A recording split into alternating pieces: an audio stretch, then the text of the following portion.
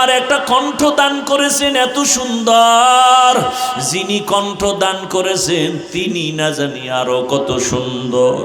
বান্দা এগুলো ভাবে আর মনে মনে তালাশ করে, ওই আসল সুন্দর মালিকের যদি পাইতাম। আসমান এত সুন্দর, বানানেওয়ালা মালিক জানি আরো কত সুন্দর। জমিনটা এত সুন্দর, বানানেওয়ালা মালিক জানি আরো কত সুন্দর। ওরে আল্লাহর আশেক যারা, মালিকের পাগল যারা, ওরা খানা খায় ঠিক কিন্তু মনটা মালিকের দিকেই ব্যাকুল হয়ে থাকে। ওরা ঘুমায় ঠিক কিন্তু ঘুমের মাঝেও মালিকের ব্যাকুল পারা হয়ে থাকে। ওরা খানা খায় কিন্তু মনের ভিতরে আগুন জ্বলে, আমার মালিক আমার আল্লাহকে কখন আমি পাই। দুনিয়ার সব পেয়েছি কিন্তু এখন আমি আমার মালিকরে এখনো পেলাম না। ওরে টাকাও থাকবে না, আজ আমি যেই টাকার পেছনে দৌড়াই, গাড়ির পেছনে দৌড়াই, বাড়ির পেছনে দৌড়াই, এগুলো একদিন শেষ হয়ে যাবে। কত বাড়িওয়ালা বাড়ি রেখে জঙ্গলে দৌড়ায়, কত টাকাওয়ালা টাকা রেখে এখন ফকির হয়ে গেল। কতজনে মা বাবা আপনজন, অনেকে মা বাবা হারায় ফেললো। যে কেউ সন্তানের পাগল, হঠাৎ সন্তান ওই ভূমিকম্পে মরে গেল, কিন্তু ওগুলোর পিছনে দৌড়ায়া কি লাভ? এখনো খালি, এক সময় হয়ে যাবে খালি। কিন্তু আসল মালিকের যদি আপন বানাইতে পারো, আমার আল্লাহ বলবেন বান্দা এক সময় তোর আপন ছিলাম, এখনো আপন। আয় বান্দা, তুই কবরে যখন আসবি, আমি মাওলা তোর কবরকে জান্নাত বানায় দিব। তুই যদি এখন এই দুনিয়ার রং তামাশায় পড়িয়া আমি আল্লাহকে ভুলিয়া না যাও, কঠিন কবরে জাহান্নামের আগুন, ওই কঠিন সময়ও আমি আল্লাহ তোমাকে ভুলবো না। কিয়ামতের ময়দানে মানুষগুলো সব উলঙ্গ দাঁড়াবে, এমন হালাত হবে, নারীরাও উলঙ্গ, পুরুষেরাও উলঙ্গ, এমন কঠিন হালাত। সূর্যটা নিচে এসে এমন তাপ দেওয়া শুরু করবে, মাটির জমিনটা তামা হয়ে যাবে। জাহান্নামের চিৎকারের আওয়াজ, এমন কঠিন আওয়াজ, হাসরের ময়দানটা থরথর করে কেঁপে উঠবে। এমন অবস্থা হবে, আমার আল্লাহ রাগান্বিত আওয়াজ দিবেন আর বলবেন লিমানিল মুলকুল ইয়াউম লিল্লাহিল ওয়াহিদিল কাহ্হার। এমন এক অবস্থা হবে হাসরের মাঠে, রহমতের নবী কান্না করেন ওই হাসরের মাঠে। এই পরিস্থিতিতে নবীদের কোনো গুনাহ নাই, তারাও কান্নায় বিভোর হয়ে যাবেন। আদম নবী কাঁদবেন, ও আল্লাহ আবার উপায় কি হবে আজ। মূসা নবী কাঁদবেন, আবার উপায় কি। ঈসা নবী কাঁদবেন, আমার উপায় কি। ইব্রাহিম নবী কাঁদবেন, আমার উপায় কি। ও নরসিংদীর বাবারা, নবীরা যদি কাঁদেন, তোমার আমার কি উপায় হবে? ওরে তোমার আমার তো কোনো আমল নাই, নামাজ নাই, রোজা নাই, তেলাওয়াত নাই, জিকির নাই। যতটুকু নামাজ পড়ি সে নামাজের ভেতরে খুশু খুজু নাই। ওরে আমি যদি এই অবস্থায় আমার মালিকের দরবারে দাঁড়াই, আমার মাওলা আর বরদাস্ত করবেন না। আমার আল্লাহ আবার রাগান্বিত হয়ে বলবেন ওয়ামতাজুল ইয়াউমা আইয়ুহাল মুজরিমুন, এ গুনাহগারেরা নেককারদের থেকে আলাদা হইয়া যা। আজকে আমি নেককারদেরকে আরশে আজিমের নিচে ছায়া দিয়া বসাবো। আমি ওদেরকে জান্নাতের মেহমান খানায় নিয়ে যাব। আর যারা গুনাহগার বেনামাজির দল, আমি আল্লাহ পাক তোদের বাম হাতে আমলনামা দিয়া জাহান্নামের দিকে পাঠাবো। আমার আল্লাহ পাক যাদের বাম হাতে আমলনামা দিবেন, এদের হালাত এমন হবে, আল্লাহ বলবে ওদের বাম হাতটা সোজা ভাবে হবে না, বুকের মাঝে ছিদ্র করে ফেল। ছিদ্র করিয়া বাম হাতটা ঢুকাইয়া পিঠের থেকে বের করে দাও। পিঠের থেকে বের করিয়া পিছনের হাতে যখন আমলনামা দিবেন, আল্লাহ বলবেন ইকরা কিতাবাকা কাফা বিনাফসিকাল ইয়াউমা আলাইকা হাসিবা। ও আল্লাহর বান্দারা, আজকে আমার এত সম্মান, দুইটা চক্ষু বন্ধ করে ফিকির করো রে বাবা। আজকে আমার ডানে কত মোহাব্বতের মানুষ, বামে সামনে পেছনে অভাব নাই, কিন্তু বাবা একদিন তো আমার এই সব সারিয়া বিদায় হয়ে যেতে হবে। আজরাইল যেদিন আমার মাওলার অর্ডারে এসে হাজির হয়ে যাবে, আমার গায়ের জামাটা প্লেট দিয়া কেটে কেটে রেখে দিবে, আমার হাতের ঘড়ি আর একজনের হাতে চলে যাবে রে বাবা। আমার আপন বন্ধুটা মোবাইল নাম্বারটা কেটে ফেলবে, আমার আপন জনেরা কাঁদবে, আর বাবায় বলবে তাড়াতাড়ি কাফন কিনে নিয়ে আসো। ইমাম সাহেবকে বলবে জানাজা না দিয়া যাইও না, আমার সন্তান দুনিয়াতে বাঁচিয়া নাই। ও আমার কলিজার যুবক বাবারা, দুনিয়াতে তো রং তামাশার পেছনে কম ঘুরলা না, মনের মতো পার্কে দৌড়াইলা, মনের আশা পূরণ করিয়া সারা রাত মোবাইলে গুনাহ করলা। ওরে বাবা, তুমি সারাটা জীবন দাড়ি কাটলা, নামাজ ছাড়লা, একবারও চিন্তা করলা না কোন দিন আজরাইল এসে ধরিয়া বসে। ওরে আজরাইল এসে যদি হাজির হয়, মা কান্না করেও ধরে রাখতে পারবে না, বাবাও ধরে রাখতে পারবে না। রুহুটা যখন নিয়ে যাবে, মাও কাঁদবে আমারে, আর মা বলে ডাক দেওয়ার কেউ নাই, বাবাও কাঁদবে আমাকে, বাবা বলে ডাক দেওয়ার কেউ নাই। ওরে কেউ কাঁদবে আর বলবে বাড়ির পেছনে তাড়াতাড়ি বাঁশবাগানে কবর খনন কর, কেউ বলবে তাড়াতাড়ি গরম পানি কর, মশারি টানা, জীবনের শেষ গোসল দেওয়া হবে। ওরে তোমার আমার লাশটা ঘর থেকে টেনে টেনে নামাইয়া গোসল দিয়া সাদা কাফনের প্যাকেট বানাইয়া যখন জানাজার খাটে উঠাবে, জানাজার ময়দানে নিবে, জানালা দিয়া মা কান্না করবে আর বলবে আমার বাবারে কই নাও, আমার বাবারে কোথায় নাও, একবারের মতো একটু চেহারাটা দেখাও। শেষবারে আমার বাবার চেহারাটা দেখি। ও যুবক বাবা, একবার মা দেখবে আর দেখা হবে নাই, শেষ। এবার জানাজা পড়াইয়া কবরের দিকে রওনা। কই মা, কই বাবা, কই বন্ধু, কই আমার আপনজন, কেউ নাই। ওই কবরে রাখিয়া পাড়াইয়া পাড়াইয়া মাটি দিয়া যখন সবাই বিদায় হবে, দুইজন ফেরেশতা প্রশ্ন করার জন্য কবরে চলে আসবে। আমার বান্দা যখন নামাজ না নিয়া গুনাহগার হইয়া কবরের বিছানায় যাবে, তখন বান্দা একটা জবাবও দিতে পারবে না।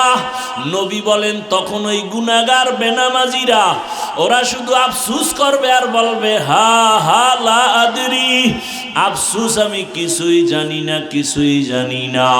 আমার মাওলা তখন রাগ হইয়া কুদরতের আওয়াজ দিয়া বলবে কবরের ফেরেশতা, এই নাফরমানের দুনিয়াতে আমি কত আদর করেছি, আমার দেওয়া সূর্যের আলো, চাঁদের আলো, পানি বাতাস সব নিয়ামত দিলাম, আমার দেওয়া সব নিয়ামত খাইয়া নামাজ পড়ে নাই, রোজা রাখে নাই, তেলাওয়াত করে নাই, পর্দা করে নাই, আলেম ওলামার কথাও মানে নাই, বিরোধিতা করত। এখন আর ছাড় দেওয়া যাবে না, সুযোগ দেওয়া যাবে না। আল্লাহ বলবে ফেরেশতা কবরের সাথে জাহান্নামের সাথে রাস্তা করে দাও, জাহান্নামের আগুন কবরটা ভরিয়া যাবে। কবরের ভেতরে সাপ। আমার আল্লাহ কুদরতের আওয়াজ দিয়া রাগ হয়ে বলবেন কবরের মাটি, এই নাফরমানকে দুই দিক থেকে জোরে জোরে চাপ দাও। এত জোরে চাপ দিবে পাজরের হাড়গুলো চুরমার হয়ে যাবে। ওরে কবরের চিন্তায় রসুলের সাহাবী ওসমান রাদিয়াল্লাহু আনহু কান্না করলেন আজীবন। আবু বকরের কান্না, ওমরের কান্না, অথচ তাদের কত সুন্দর ইখলাস তাকওয়া আমল। আপনার আমার তাকওয়া নাই, ইখলাস নাই, আমল নাই, কান্না নাই। আল্লাহ আল্লাহর আদালতে এই অবস্থায় গেলে কি উপায়? ও আমার যুবক বাবারা, বৃদ্ধ বাবাজিরা, পর্দার আড়ালের মা বোনেরা, এখনো সময় আছে। আমার মালিকের ডাক দাও, মন থেকে আমার মালিকের ডাকো আর বলো, হে মালিক, জীবনে তো কম দাড়ি কাটলাম না, নামাজ কম সারলাম না, বেপরদায় আড্ডা কম দিলাম না, সারা রাত মোবাইলে গুনাহ কম করলাম না। আজকে থেকে তওবা করলাম। আমার মতো কত জেনারেল লাইনের মানুষ চাকরি করে, ব্যবসা করে, নামাজ পড়ে, আমার কপাল কেন পুড়িয়া গেল? আজকে থেকে আর গুনাহ করব না। মা বাবার দোয়া নিয়া, শিক্ষকের দোয়া নিয়া, ওলামায়ে কেরামের দোয়া নিয়া, নবীর তরিকা মেনে, আদর্শ মেনে চলবো। ওলামায়ে কেরামের দোয়া নিয়া চলবো, পরামর্শ নিয়া চলবো। আর কোরআন হাদিস ইসলামের বিপক্ষে যাব না। ও আল্লাহর বান্দারা, তওবা করার মতো যদি করতে পারো, আল্লাহ পাক দয়ার দরজা খুলিয়া দিবেন। যদি তওবার নিয়ত অন্তরে থাকে, মুনাফিকি না থাকে, খাঁটি তওবার নিয়তে দুটো হাত আল্লাহকে দেখায় দাও। লা আলিহি ওয়া সাল্লিম তাসলিমা। وبعد فأعوذ بالله من الشيطان الرجيم.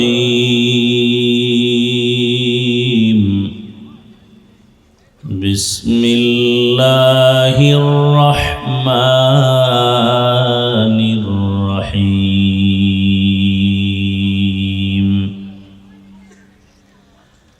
يا أيها الذين آمنوا اتقوا الله.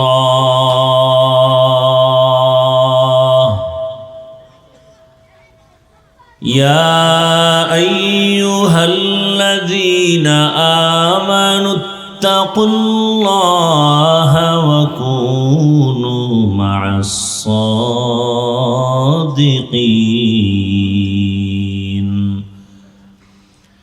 وقال النبي صلى الله عليه وآله وسلم: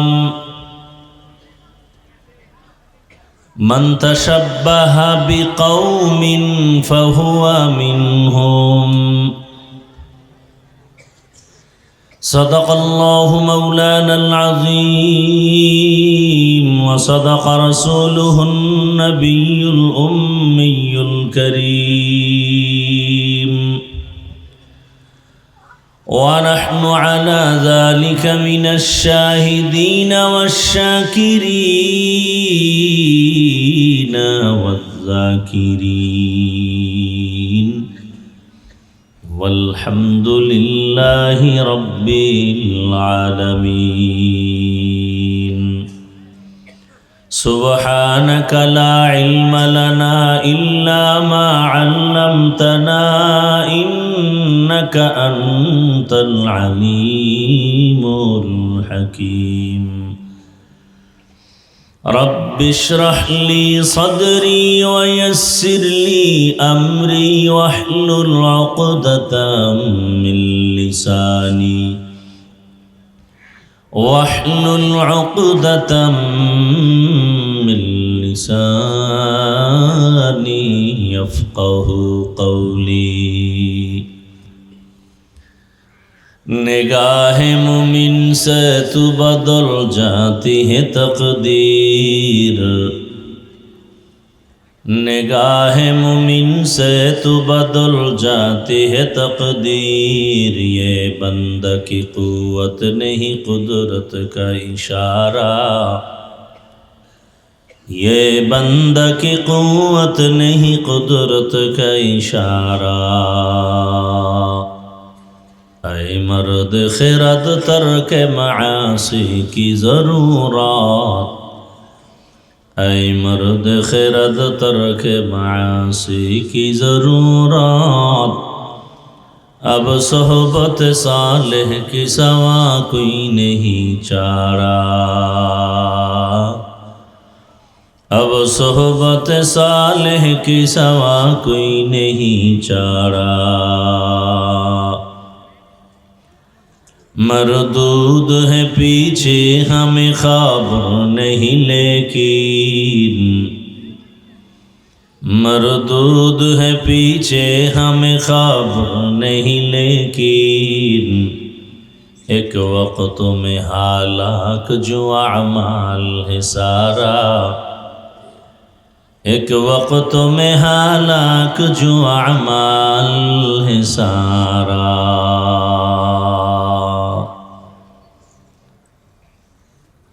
নরসিংদী জেলার প্রাণকেন্দ্রে আয়োজিত দারুল উলুম দত্তপাড়া মাদ্রাসার আয়োজনে আজকের এই 2 দিনব্যাপী ইসলামী মহাসম্মেলনের সমাপনী দিন 10 ডিসেম্বর 2025। মহতি এ মাহফিলে উপস্থিত মোহতারাম সম্মানিত সভাপতি আলহাজ আনোয়ার হোসেন সাহেব, প্রধান অতিথি আলহাজ মাসুদুর রহমান সাহেব সহ অন্যান্য অতিথিবৃন্দ, হযরত উলামায়ে কেরাম, যার আহ্বানে এখানে হাজির হয়েছি, নরসিংদীর কৃতি সন্তান আলেম ওলামাদের আস্থাভাজন ব্যক্তি, ঐতিহ্যবাহী দারুল উলুম দত্তপাড়া মাদ্রাসার স্বনামধন্য মোহতামিম হাফেজ মাওলানা শওকত হোসেন সরকার সাহেব, আগত এলাকার বিভিন্ন স্থান থেকে আল্লাহ পাকের আশিকিন, জাকিরিন, শাকিরিন, মুহিব্বিন, মুরব্বিয়ান এজাম, কলিজার টুকরা, সমবয়সী যুবক বন্ধুগণ, স্নেহের ছোট ভাই, পর্দার আড়ালে মা বোনেরা, আল্লাহ পাকের দরবারে শুকর যে আল্লাহ আমাদেরকে সুস্থ রেখেছেন, আলহামদুলিল্লাহ। জীবনের এক অমূল্য সম্পদ আমাদের সুস্থতা। টাকা পয়সা বাড়ি গাড়ি সব আছে, কিন্তু আপনি আমি অসুস্থ, জীবনের কোনো মূল্য নাই। টাকা পয়সা বাড়ি গাড়ি তেমন নাই, কিন্তু আপনি আমি সুস্থ, এই জীবনের থেকে শান্তির জীবন আর। আল্লাহ আমাদের এই সুস্থতাকে দায়েমান কবুল করেন। এখনও যারা অসুস্থ, ঘরে বিছানায়, হসপিটাল, আল্লাহ তাদেরকেও সুস্থ করে দেন। হাজারো লাখো মানুষের ভেতর থেকে বাছাই করে দয়াময় আল্লাহ আমাদেরকে প্রচণ্ড ঠান্ডার ভেতরে দীর্ঘ সময় ধৈর্যের পরিচয়ে মাটির উপরে বসে আছেন আপনারা। আল্লাহ পাক দয়া করেছেন, না হয় এটা সম্ভব না। এজন্য আরেকবার সে দয়াময় আল্লাহর শুকর আদায় করি, আলহামদুলিল্লাহ। নবীজি বলেন, আলহামদু আলান নিয়ামতি আমানুল্লি জাওয়ালিহা।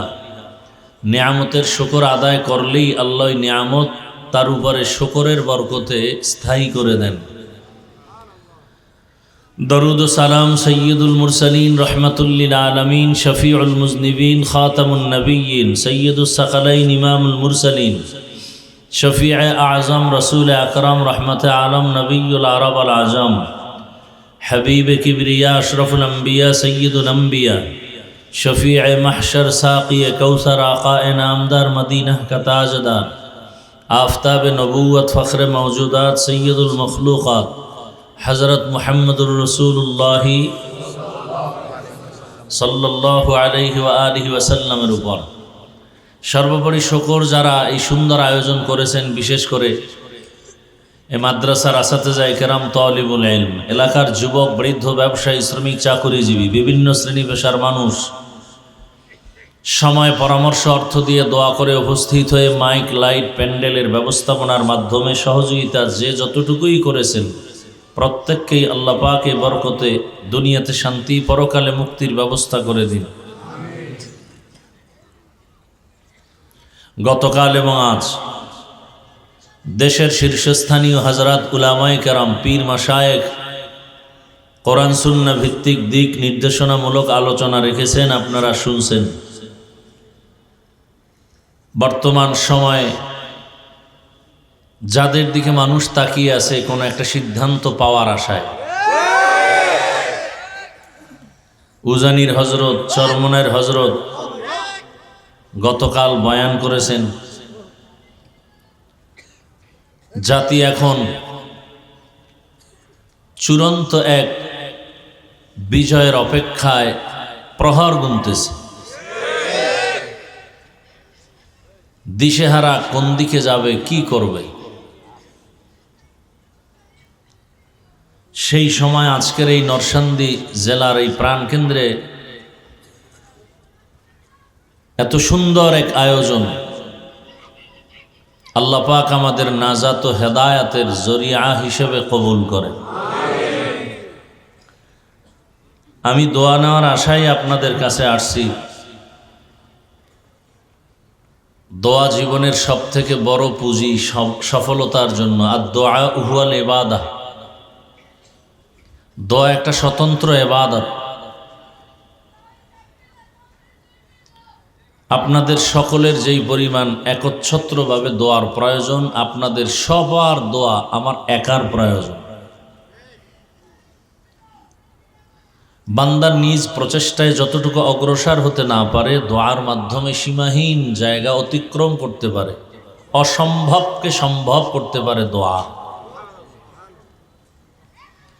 এ মজলিসে অবশ্যই আল্লাহর কিছু প্রিয় বান্দা আছেন যারা কিছু চাইলে আল্লাহ ফিরাই দিবেন না। লাউ আকসামা আলাল্লাহ লা আবাররা।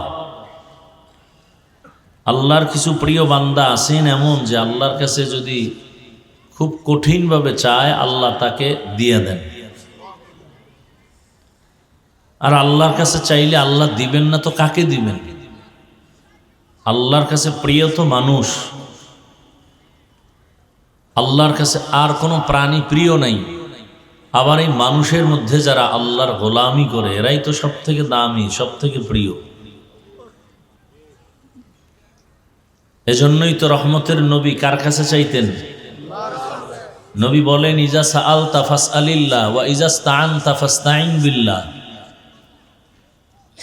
চাও তো আল্লাহর কাছে চাও, প্রশ্ন করো তো আল্লাহকে করো। দুনিয়াওয়ালার কাছে চাইলে পাওয়া যাবে না, কারণ সব অভাবী, ফকির। আল্লাহ তো ফকির না, চূড়ান্ত ধনী। বলে কেমন ধনী? বলে প্রশংসিত ধনী।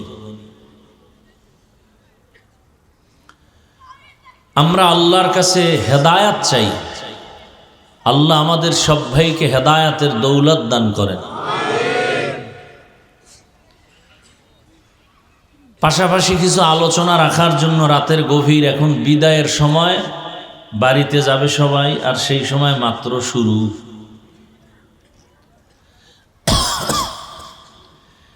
আসলে বান্দা চাইলে কিছুই হয় না, আল্লাহ চাইলে সব হয়। আপনারা চেয়েছিলেন 12টার মধ্যে বাড়ি যাবেন, আমিও চেয়েছিলাম, কিন্তু তাকদীরের ফয়সালা। যখন আমরা যাওয়ার নিয়ত করেছি তখন মাত্র বয়ান শুরু হচ্ছে, এখনো হয়নি।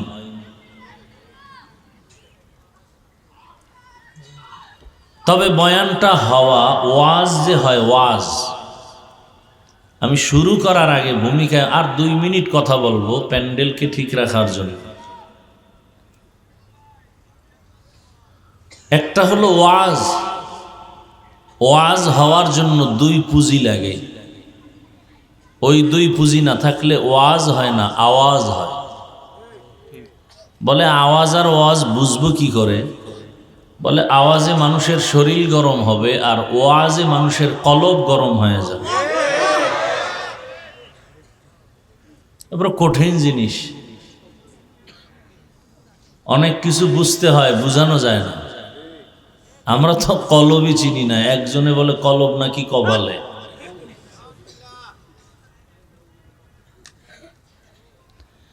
तो दिल में तू आता है समझ में नहीं आता, तो दिल में तू आता है समझ में नहीं आता, बस जान लिया मैं तेरे पहचानो यही है, बस जान लिया मैं तेरे पहचानो यही है। আমিও অনেক অসুস্থ, মনে চায় বয়ান করতে, কিন্তু শরীর দিতেছে না। পাওয়ারি ঔষধ খেয়ে আসলাম, 1 সপ্তাহ বিছানায় ছিলাম, একটা প্রোগ্রামেও যেতে পারি নাই। অনেকে জানেন, আপনাদের দোয়া আবার আল্লাহ সুস্থ করে পরিপূর্ণ না, খুবই অসুস্থ, যেটা বলাটাকে নিজের কাছে খুব ভয় লাগে। কারণ অনেকে স্টেজে উঠে অসুস্থতা প্রকাশ করাটা অনেক সময় অহংকারী মনে হয়। আসলে অসুস্থ, আমার খুব কষ্ট হইতেছে কথা বলতে। তারপরও আশা করি আপনারা দোয়া করলে কিছু বলার সুযোগ কে দিবেন? আল্লাহ দিবেন। তো ওয়াজ হওয়ার জন্য কয় পুঁজি লাগবে ভাই? 2 পুঁজি। ডাইরেক্ট আল্লাহর রহমত, আর দ্বিতীয় হলো উপস্থিত শ্রোতাদের কলিজা ভাঙ্গা মোহাব্বত। আর ওয়াজ যখন শুরু হবে তখন কলব গরম হবে, আর কলবওয়ালারা স্থির থাকবে না, অস্থির হয়ে যাবে। কি হয়ে যাবে? দলিল, ইন্নামাল মুমিনুনা আল্লাযীনা ইযা যুকিরাল্লাহু ওয়াজিলাত কুলুবুহুম ওয়া ইযা তুলিয়াত আলাইহিম আয়াতুহু যাদাতহুম ঈমানা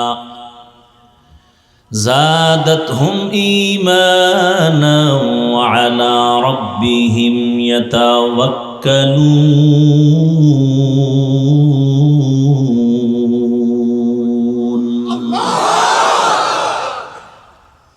কলব কি হয়ে যাবে? গরম হবে। গরম হলে স্থির না অস্থির? ভূমিকম্প হয়েছে গোরাশাল, আমার বিল্ডিং কাঁপে কেন নারায়ণগঞ্জ? হ্যাঁ, ভূমিকম্প হয়েছে জমিন থেকে 30 ফিট নিচে, 90 ফিট নিচে, 100 ফিট নিচে, উপরের 100 হাত বিল্ডিং কাঁপে কেন? প্রশ্ন আছে না নাই? জবাবও আছে না নাই? এতগুলো মানুষ উজানির মাঠে বয়ান শুনে, চরমনাই বয়ান শুনে, নরসিংদী বয়ান শুনে, এই এত বয়ান করতে দিবা না রে ভাই। মরাডারে মারো কেন? কয় লড়ে কেন? বয়ান করতে দিবা না যে কাহিনী শুরু করছে। নিজেকে কন্ট্রোল করা অনেক দাম। আওয়াজ না দিয়া দিল থেকে কান্না করা, এটা হলো বড় দামি। দিল থেকে কান্না, চোখে পানি।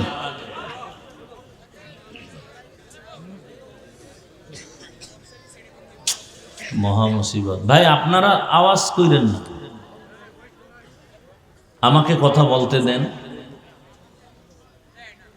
আমি কি মুখস্থ করে আসছি আজকে এখানে কি বয়ান করব? আমাকে বলতে দেন।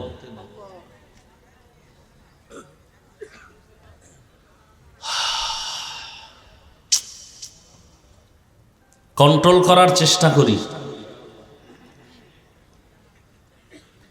ভূমিকম্প হইতেছে, বিল্ডিং থেকে দৌড়ায় বাঁচার জন্য।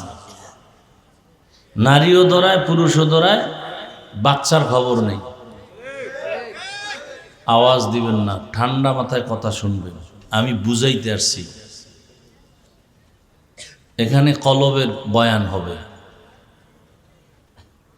অতএব জবান বন্ধ থাকবে। কলবে আওয়াজ হবে, জবানে আওয়াজ হবে না। আওয়াজ লাগলে তখন বলবো, তখন দিবেন, তাও স্বাভাবিক।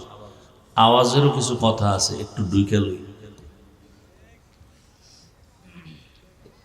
কারণ দেশের যেই পরিস্থিতি, এখন আর চুপ থাকার সময় নেই। দায়িত্ব চেয়ে নেওয়া উচিত না, কিন্তু খুনি ধর্ষকরা যখন উল্টাপাল্টা করবে, তখন আমানতদার চরিত্রবানরা সেখান থেকে দায়িত্ব চেয়ে নেওয়াই শরীয়ত।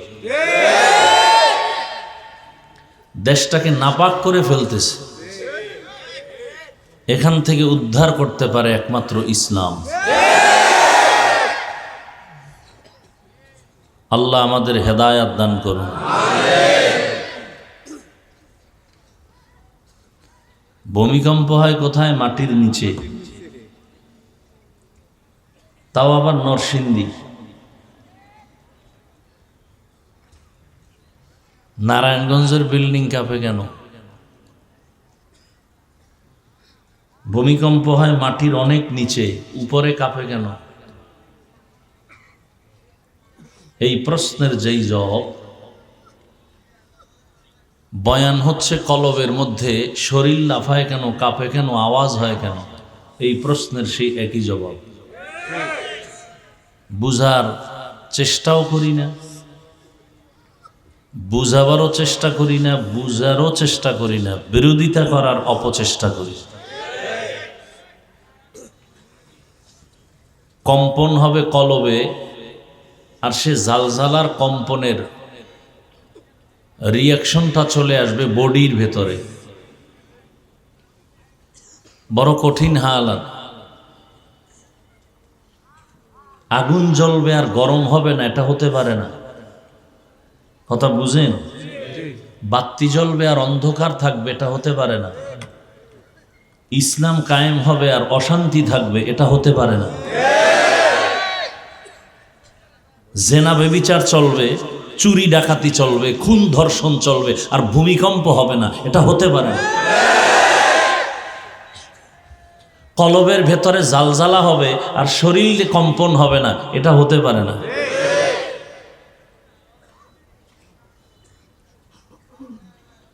আল্লাহ বুঝার তৌফিক দান করেন।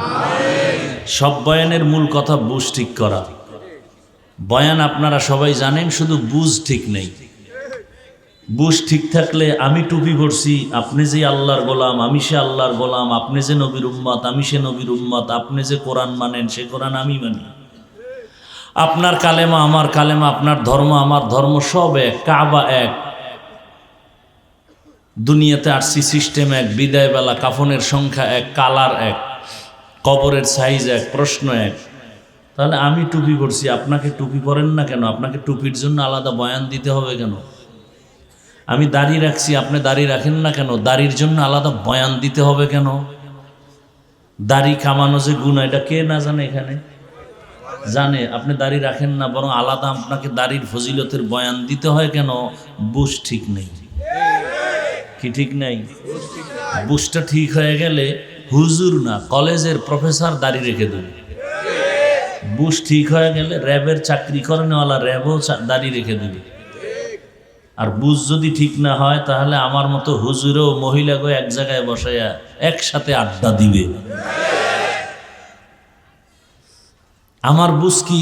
টুপি দিলেই শান্তি সম্মান। আপনার বুঝ কি? টুপি দিলেই মাথা গরম। আমার বুঝ কি? দাড়ি রাখলেই সম্মান। আপনার বুঝটা কি? দাড়ি রাখলেই যৌবনের ভাব শেষ।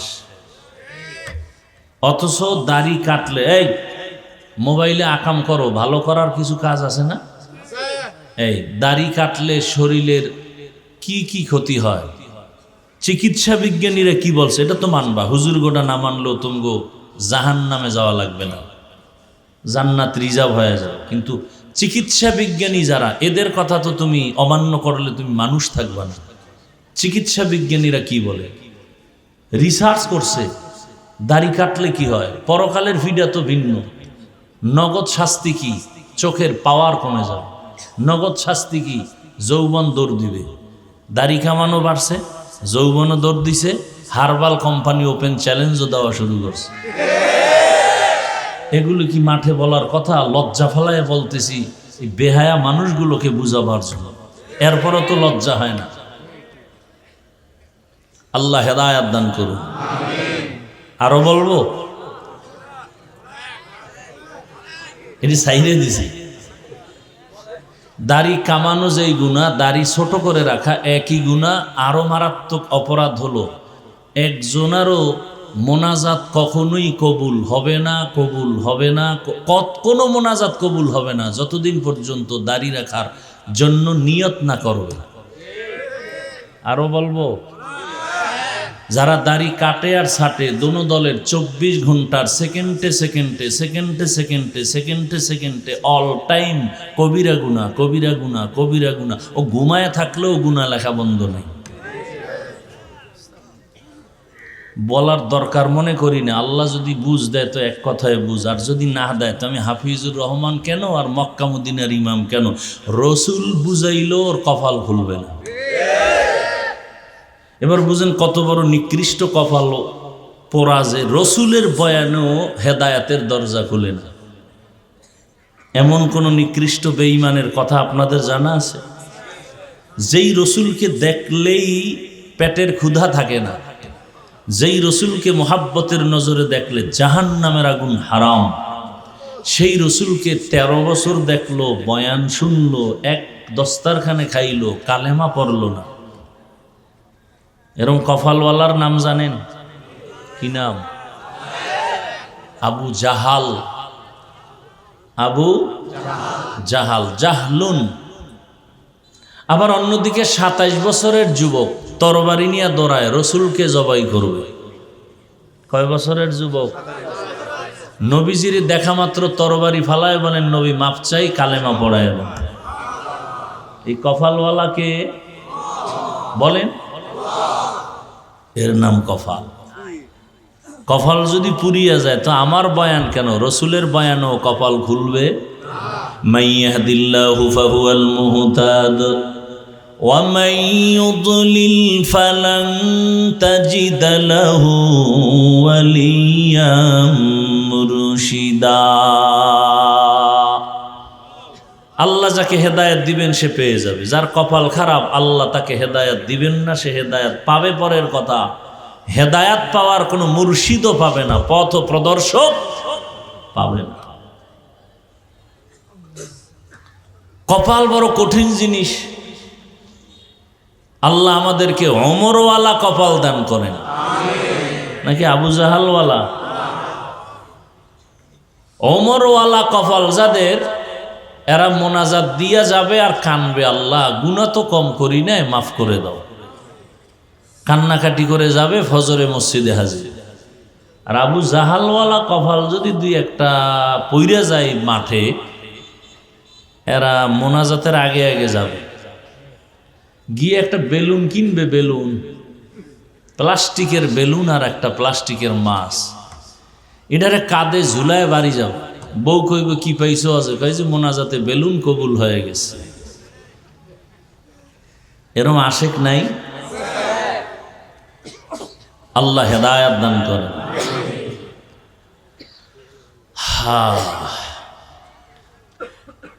ওয়াজ যখন শুরু হবে তখন অ্যাকশনও শুরু হবে। কোথায় অ্যাকশন শুরু হবে? কলবে। কলবের মধ্যে যখন অ্যাকশন শুরু হবে, চোখ বেয়ে পানি বের হবে। থানায় নিয়া যুবকের পুলিশ বেতের বাড়ি দেয়, অপরাধীকে কাঁদে না। কোরআনের বাগানে বসে বয়ান চলছে আল্লাহওয়ালার, 200 হাত দূরে বসে যুবক কাঁদে কেন? ওরে মারে কে? আল্লাহ মারে। ওয়াজ হচ্ছে আর অ্যাকশন শুরু হচ্ছে। এটা একটা অপারেশন থিয়েটার। দুনিয়ার হসপিটালে অপারেশন হয় বডির, আর কোরআনের বাগানে অপারেশন হয় কলবের, রুহের। হসপিটালে অপারেশন হয় দেহের, কোরআনের বাগানে অপারেশন হয় রুহের। হসপিটালে ওখানে অপারেশনের জন্য সময় দিতে হবে, টাকা ব্যয় করতে হবে, রক্ত যাবে, সেলাই লাগবে, এরপরে সাইন দিতে হবে নিদাবির, এরপরে কান্না শুরু হয়ে যাবে রুগীর আশপাশ যারা আপনজন তাদের। এখানে অপারেশন হবে, টাকা যাবে না, সময় যাবে, সাইন দেওয়া লাগবে না, কিন্তু অপারেশন সাকসেস যখন হয়ে যাবে তখনই চোখে পানি আসবে। যার চোখে পানি আসবে বোঝা যাবে অপারেশন কামিয়াব, কলবের অপারেশন সাকসেস। আল্লাহ হেদায়াতের দৌলত দিয়ে আমাদেরকে কবুল করে। যে আয়াত ও হাদিস পড়েছি তর্জমাটা বলে নেই। ইয়া আইয়ুহাল্লাযীনা আমানুত্তাকুল্লাহা ওয়া কুনু মা'আস সাদিকিন। দুনিয়ার মুমিনেরা আল্লাহকে ভয় করো, তাকওয়া অর্জন করো। জমিনের মধ্যে যারা আল্লাহর প্রিয় বান্দা সত্যবাদী মুমিন তাদের বন্ধু হয়ে থাকো। নবীজি বলেন, মান তাশাব্বাহা বিকৌমিন ফাহুয়া মিনহুম। যে ব্যক্তি যেই দলের সাথে চলাফেরা, মোহাব্বত, ভালোবাসা, উঠা বসা করবে, কিয়ামতের দিন তার সাথে তার হাসর হবে। আয়াত ও হাদিসের তর্জমা শেষ, খুব খেয়াল করবেন। হাদিসের উপরে কয়েক মিনিট কথা। নবীজি বলেন, মান তাশাব্বাহা বিকৌমিন ফাহুয়া মিনহুম। যার সাথে উঠা বসা ভালোবাসা মোহাব্বত কিয়ামতে তার সাথেই উঠা হবে। এটাকে আমরা বাংলায় কেমনে বলি? যার সাথে যার মোহাব্বত তার সাথে তার। যাদের চলাফেরা উঠা বসা আব্রাহাম লিঙ্কনের গণতন্ত্রের সাথে আছে না নাই? বলে গণতন্ত্রের জন্য আমরা জীবন দিতে প্রস্তুত, গণতন্ত্র রক্ষায় আমরা জীবন দিব।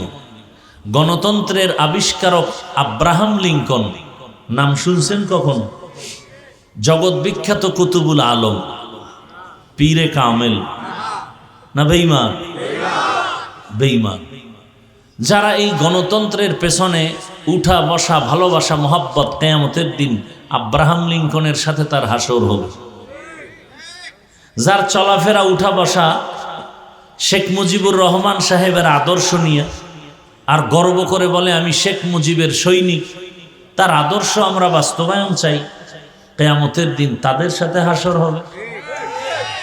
যার সাথে যার মোহাব্বত, জিয়াউর রহমান সাহেবের আদর্শের সাথে যাদের উঠা বসা ভালোবাসা মোহাব্বত, কিয়ামতের দিন তার সাথে হাসর হবে। এরশাদ সাহেবের আদর্শের উপরে যাদের চলাফেরা উঠা বসা মোহাব্বত, কিয়ামতের দিন তার সাথে হাসর হবে।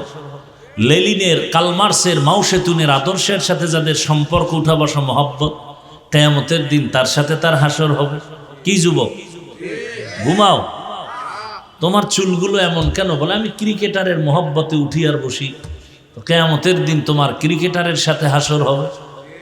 আর যেই লোকটা টুপি পরে দাঁড়িয়ে রাখছে, ব্যাপার কি? আমি মদিনার আশেক, আমি ইসলাম চাই, আমি মা বাপ থাক না থাক আফসুস না, আমার ইসলাম ঠিক থাকতে হবে। কিয়ামতের দিন ইসলামের ধারক বাহক রসুল, সাহাবা, উলামাদের সাথে হাসর হবে। সন্দেহ? আল্লাহ বুঝার তৌফিক দান করে। একটু রাজনীতি করতেছি না কেন? সমস্যা কি? আল্লাহর কোরআনে থাকলে করি, না থাকলে করব না। আমি কোনো ব্যক্তির রাজনীতি করব না, আল্লাহর কোরআনে থাকলে করি। কি? হ্যাঁ, এখানে একটু প্রশ্ন অনেকের আছে যে পরিবারের যত নীতি, সমাধানমূলক, অর্থনীতি, পৌরনীতি, সব বিষয় সমাধান আল্লাহ কোরআনে দিছেন না দেন? তবে আল্লাহ বেশি ব্যস্ত ছিলেন তো, সেই কারণে রাষ্ট্রের নীতি দিতে ভুলে গেছিলেন। হ্যাঁ, তো অনেকে বলেন যে রাজনীতির সাথে ধর্মকে টানবেন না, বলে না? বলে না? রাজনীতির সাথে ধর্মকে মিলাবেন না, টানবেন না। আরে ভাই, আমাদের ধর্ম ইসলাম আর রাজনীতি আলাদা ছিল কবে? হ্যাঁ, বরং আমাদের ইসলাম যা, রাষ্ট্রনীতি তা। ইসলাম ছাড়া আমাদের কোনো নীতি নেই। সমাজনীতি, পরিবার নীতি, সব নীতি, সব ইসলামের নীতি। কথা বলেন না কেন? একেবারে একটার সাথে আর একটা লাগানো। বলে কেমন? বলে সূর্যের সাথে আলোটা যেমন লাগানো, ফুলের সাথে ঘ্রাণটা যেমন লাগানো, আমাদের পরিবার নীতির সাথে ইসলাম লাগানো, অর্থনীতির সাথে ইসলাম লাগানো। অর্থনীতি মানে ইসলাম। কি বলেন? রাজনীতির সাথে ইসলাম লাগানো। যদি মনে করেন না ফুল থেকে ঘ্রাণ আলাদা হলে ওই ফুল যেমন ফুল থাকে না, ঠিক আমাদের রাষ্ট্রনীতি রাজনীতির থেকে ইসলামকে আলাদা করলে এটা রাজনীতি থাকে না, দুর্নীতি হয়ে যায়। মানুষের জীবনের কল্যাণের একমাত্র নীতি ইসলামের নীতি।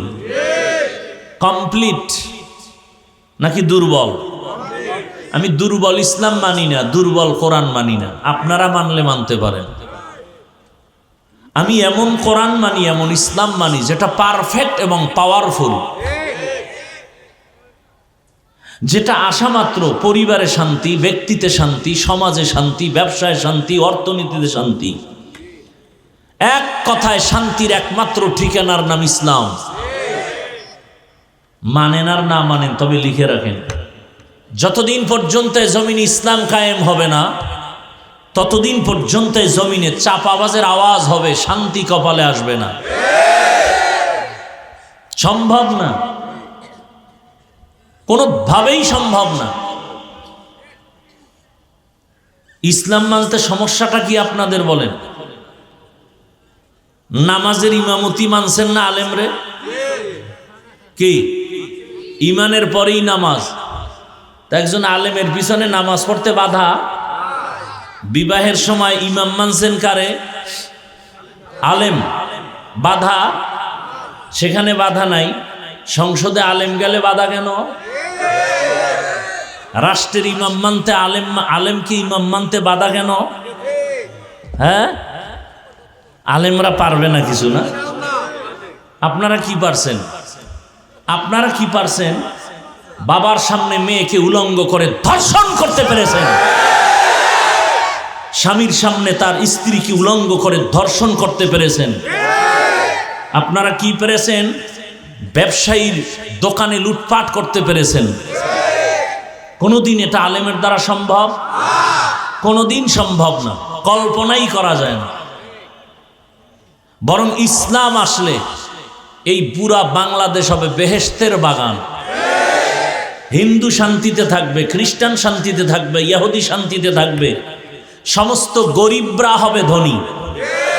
বাংলাদেশে একটা গরিব থাকবে না, জাকাত নেওয়ার টাকা খাওয়ার লোক থাকবে না, সব ধনী হয়ে যাবে।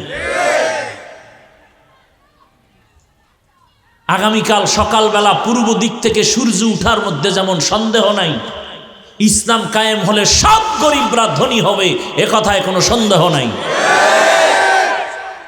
যে সন্দেহ করবে সে বেঈমান। ইসলামের অর্থনীতি গরিবের জন্য। সমস্যা হলো বিড়িখোরেরা ভাবে আছে ইসলাম আসলাম গো, বিড়িখোরের উপায় কি?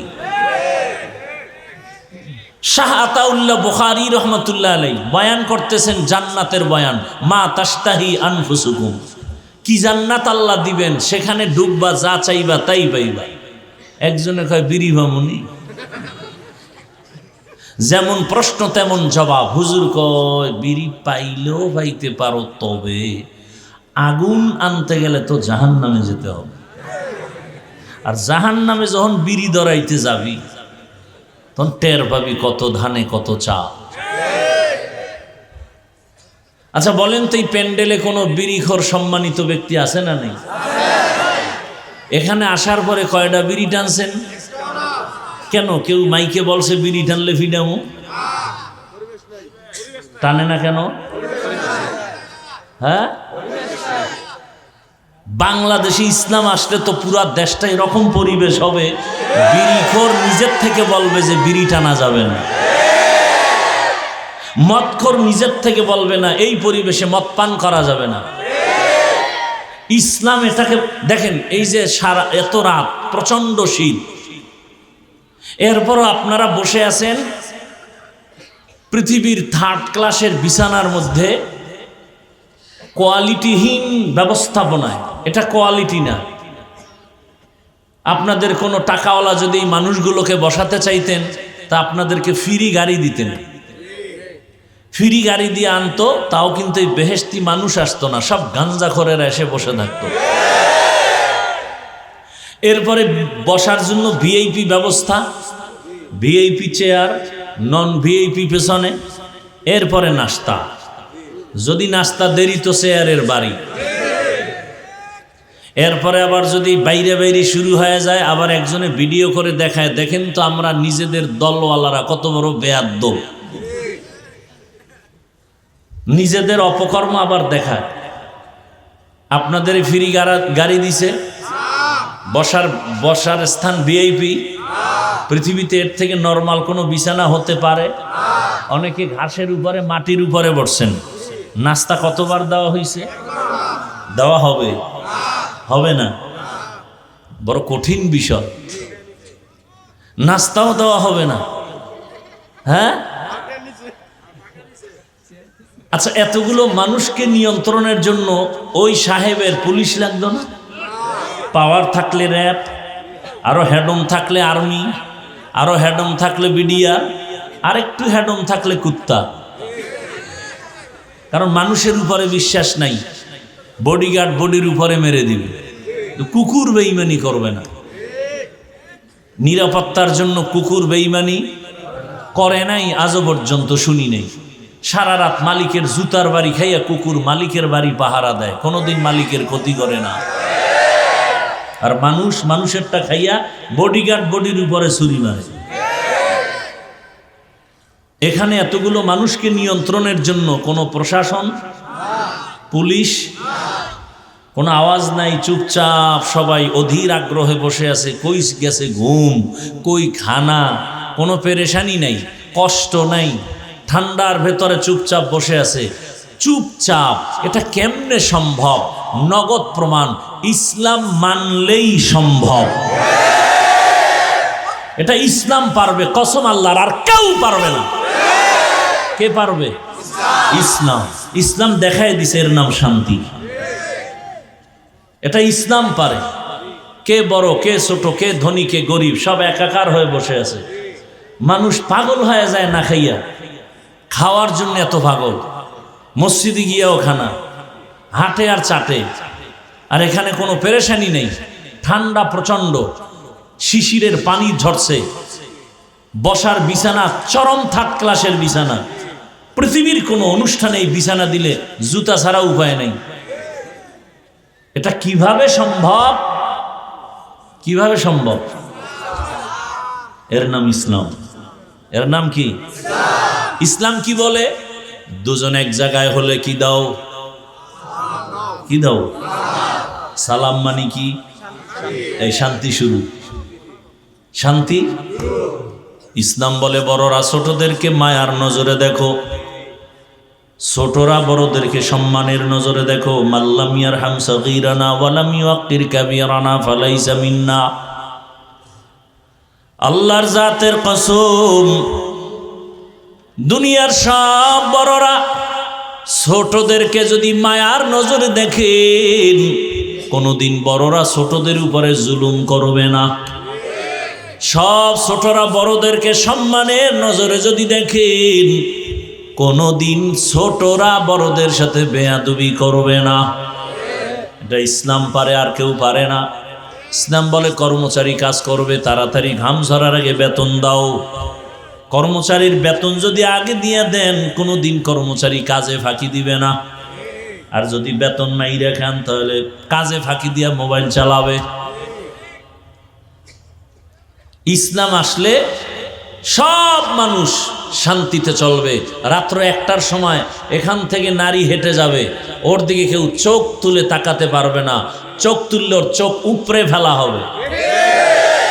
এর নাম ইসলাম। চুরি করবে, হাত কাটা হবে।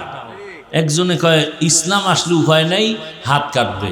এদেশে হাত আর থাকবে না। সৌদি আরবে কি হাতওয়ালা মানুষ নেই?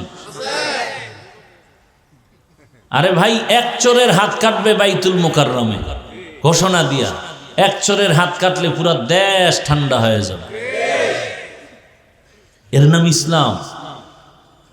আর কোনোদিন মা ধর্ষিতা হবে না, বোন ধর্ষিতা হবে না, শিশু ধর্ষিতা হবে না, হিন্দু নিরাপত্তাহীনতায় ভুগবে না, ব্যবসায়ী চান্দাবাজি ধান্দাবাজির পেরেশানিতে ভুগবে না। কখন এটা হবে? ইসলাম আসলে। কথা ঠিক না? হ্যাঁ, তবে এখানে একটা ফাঁক আছে। ফাঁক কি?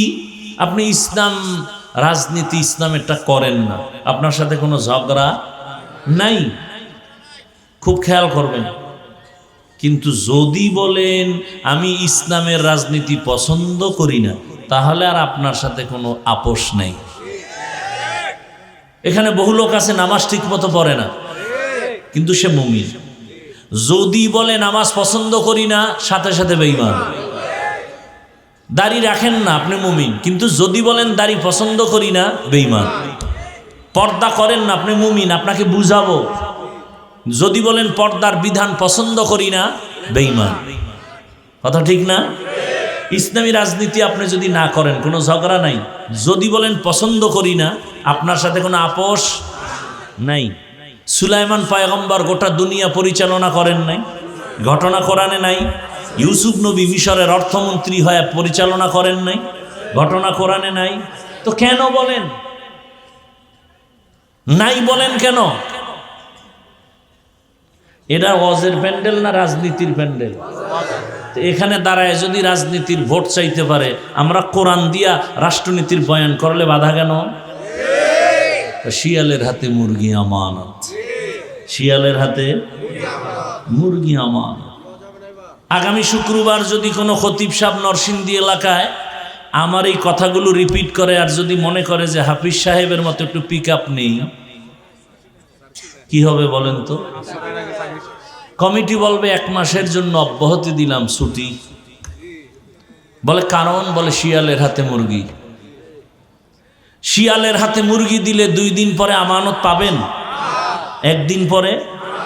শিয়ালের হাতে মুরগি দিলে যা হয়, ধর্মের চাবি, মাদ্রাসার চাবি, মসজিদের চাবি সুদখোর, ঘুষখোর আর খুনি ধর্ষকের হাতে দিলে তো তাই হবে। আল্লাহ হেদায়েত দান করুন। আমি কিন্তু কোনো দলের পক্ষে বিপক্ষে বলি না, কারণ আমি কোনো দলের দায়িত্বে নাই। আমি যা বয়ান করতেছি টোটাল বয়ান আমার একটা মাঝখানে জিনিস আমি রাখতেছি, আমার কলিজার মূল ইসলাম। আমার জীবনের মূল কি? আমি ইসলামকে ঠিক রেখে কথা বলতেছি, ভুল বুঝবেন না, উল্টা পাল্টা মন্তব্য করবেন না। আমার জীবনের মূল ইসলাম, আমার ইসলাম ঠিক, সব ঠিক। কি বলেন? আচ্ছা, বাবার সাথে তর্ক হয় কিনা সন্তানের? হয়। তার মানে হলো বাবারে কেউ অপমান করলে আমি সেই রাগে কিছু বলবো না। যুবক, একটা ওয়াদা করাতে চাই, খুব খেয়াল করো। তুমি বাবার সাথে তর্ক করেছো, হঠাৎ করে তোমার সামনে তোমার বাবাকে যদি অপমানজনক কথা বলে, তুমি চুপ করে দোয়া ইউনুস পড়বা না প্রতিবাদ করবা? কলারটা ধরে বলবা, এই বেয়াদব, বাবার সাথে তর্ক করি ঠিক, কিন্তু বাবার অপমান করবি মেনে নিব না। কথা ঠিক? ঠিক ইসলামের বেলায় একটা ওয়াদা করেন, নামাজ পড়তে পারেন না, রোজা রাখতে পারেন না, দাড়ি রাখতে পারেন না, কিন্তু এই ওয়াদাটা করবেন, অন্তত আপনি কি আল্লাহকে ভালোবাসেন না? ইসলামকে ভালোবাসেন না? তো এতটুকু ওয়াদা করবেন যে আমি নামাজ না পড়লেও, রোজা রাখতে না পারলেও, দাড়ি রাখতে না পারলেও অন্তত ইসলামকে, কোরআন হাদিস, আল্লাহকে, রসুলকে, কোরআন হাদিস যাদের থেকে শিখছি সে আলেমকে অপমান হতে দিব না। কেউ যদি আপনাদের সামনে কোনো আলেমের অপমান করতে চায়, ইসলামের উপরে আক্রমণাত্মক কথা বলে, জাগাত কলারটা ধরে বলবেন, ওই রাধুনির বাচ্চা।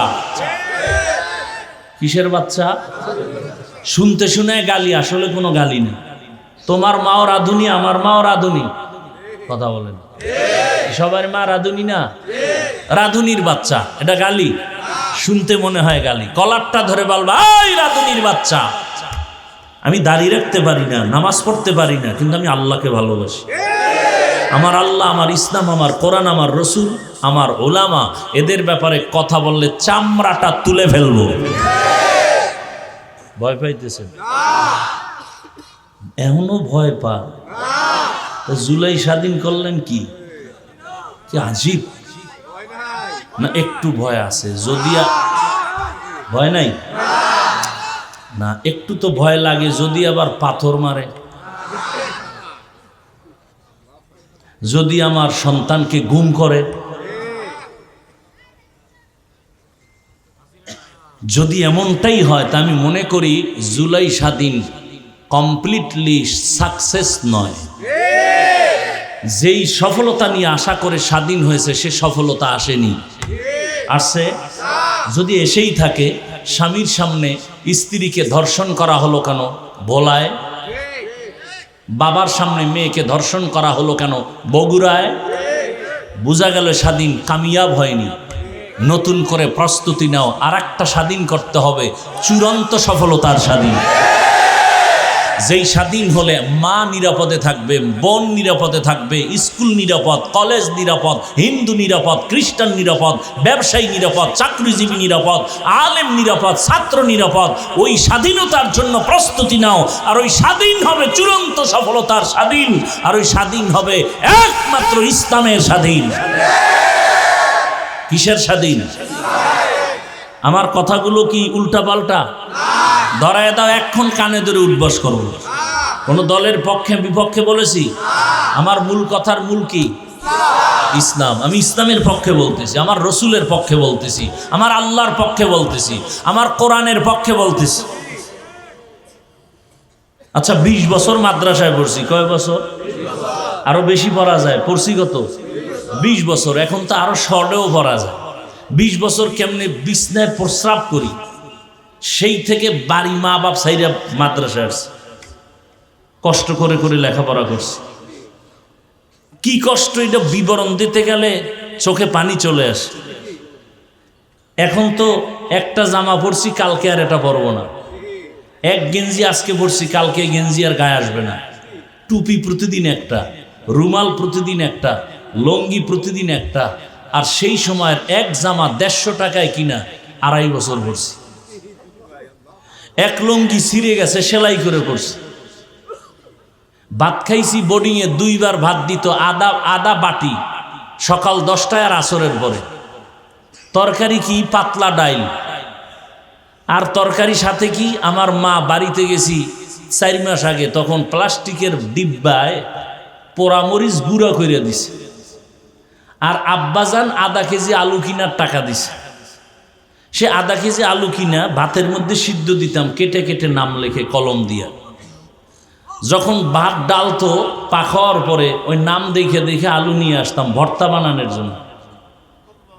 আধা কেজি আলু চিন্তা করছি 2 মাস পরে বাবায় আসতে পারে, তাহলে 2 মাস খাইতে হইবে পোড়ামরিচ দিয়া। আর আধা বাটি ভাত, এটারে ভাগ করে 4 বার খাইছি। আর এই কষ্টের জীবনটায় কি করছি? 24টা ঘন্টা কোরআন হাদিস, কোরআন হাদিস, কোরআন হাদিস, কোরআন হাদিস পড়ছি এই 20 বছর, আর কিছু না। কতটা অক্ষর, কতটা নক্তা আছে, জের আছে, জবর আছে, কোরআনের লফজ কয়টা, কতটা বাক্য আছে, কতটা সূরা আছে, নামাজের আয়াত কয়টা, রোজার আয়াত কয়টা, জিকিরের আয়াত কয়টা, পর্দার আয়াত কয়টা, জাকাতের আয়াত কয়টা, রাষ্ট্রনীতির আয়াত কয়টা, পরিবার নীতির আয়াত কয়টা, অর্থনীতির আয়াত কয়টা, আয়াতের ব্যাখ্যা কি, তাফসির কি, ফতোয়া কি, মাসআলা কি, পড়তে পড়তে পড়তে পড়তে পড়তে পড়তে জীবন শেষের দিকে ময়দানে ওই কথাই বলতেছি। এত গবেষণা করে কোরআনের আয়াত সংখ্যা সব কিছু পড়ে এই ময়দানে নামছি। এখন কোন সুক্ষর বেয়াদব যদি বলে বয়ানটা এমন করেন, কি পরিমাণ জুতা দিয়ে ওকে বাড়ি দেওয়া দরকার।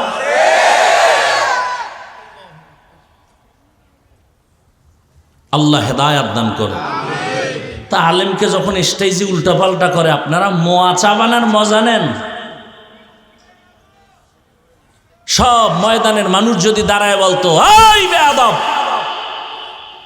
আল্লাহকে চিনছি, কালেমা শিখছি, নামাজ শিখছি, আলেম থেকে অপমান করলি কেন? বিচার না হওয়া পর্যন্ত তোকে এখান থেকে বিদায় করা যাবে না। এক বেয়াদবকে সোজা করতে টোটাল দেশ সোজা হয়ে যেত। ভয় পাইতেছেন? ভয়কে জয় করতে হবে ইসলাম দিয়ে। ভয়কে জয় করতে হবে ইসলাম দিয়ে।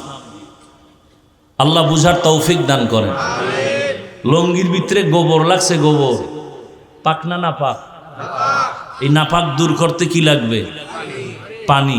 অচেনা পথে ঘুরতে ঘুরতে আধা ঘন্টা পানি নেই, গাছের নিচে বয়ে জিমাইতেছে, আহারে পানি পাই না, উপায় কি? একজনে একা, তুমি পাগল হয়ে গেছো, এত মেহনত করো, তোমার নিজের কাছেই তো স্পেশাল পানি আছে না নাই? কি পানি? প্রস্রাব। ভাই বুদ্ধিটা তুই আধা ঘন্টা আগে আসিলি, এই বুদ্ধি সেই সময় দিলে আমার এত ঘাম ছুটানোর দরকার হতো না। উনি প্রস্রাব দিয়ে গোবর ধুইয়া ফেলছে। বলেন তো কত পাক হইছে? হইছে পাক না নাপাক আরো ছড়ায় গেছে? ভালো করে মনে রাখো জাতি, গোবরের নাপাক প্রস্রাব দিয়ে ধুইলে যেমন নাপাক আরো ছড়ায়। দুর্নীতিবাজ, চাঁদাবাজ, ধর্ষক, খুনি, চরিত্রহীন লম্পটকে যদি বলো আমারে নরসিংদী এই শহরটাকে পাক বানায় দাও, আরো নাপাক হবে। বুঝেন কিছু? কি বুঝছেন এতক্ষণ আলোচনায়? ভোটের আগের রাতে সেই পচা পায়খানার টাকা খেতেই হবে। ভোটের আগের রাতে টাকা খাবেন না? বলেন কি? সেই রাতেরই তো বরকতের টাকা খাবেন আর ইজ্জত বিক্রি করবেন।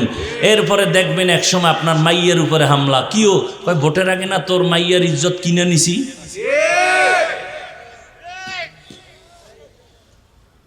রাগ করতেছেন? এই 5 কেজি মুরগির দাম কত রে নরসিংদী? 500। একটা খাসির দাম কত? মোটামুটি ভালো খাসি একটা গরুর দাম কত? কথা বলে না। আর একটা গরু 1 লাখ। উটের দাম আরো বেশি। আচ্ছা, আপনার তো আশরাফুল মখলুক, হ্যাঁ? আপনার দাম কি গরুর মতো, ছাগলের মতো, মুরগির মতো? তা আপনি 500 টাকায় বিক্রি হলেন কেন ভোটের আগের রাতে? ওই নিমক হারাম জাতি, টাকায় তো গরু বিক্রি হয়, পশু বিক্রি হয়, আশরাফুল মখলুক তো বিক্রি হতে পারে না। এরপরও যারা বেলাজা বেহায়া, না আমার বিক্রি হতেই হবে, অন্তত আশরাফুল মখলুক হিসাবে গরু আর ছাগলের দামে বিক্রি হয় না। যদি হতেই চাও তাহলে বলো, আমারে কিনতে হলে 1 কোটি লাগবে। বিক্রি হতে হলে আমি আশরাফুল মখলুক হিসাবেই বিক্রি হই। কয় কোটি লাগবে? ছাগলের দামে বিক্রি হও, পশুর দামে বিক্রি হও, মানুষ তো কখনো বিক্রি হতে পারে না। টাকায় বিক্রি হয় পশু। এত নির্লজ্জ কেন? এত নির্লজ্জ কেন? আল্লাহ হেদায়েত দান করুন। খুব রাগ আছে অন্তরে, খুব রাগ। আল্লাহ সবাইকে মাফ করে দিন।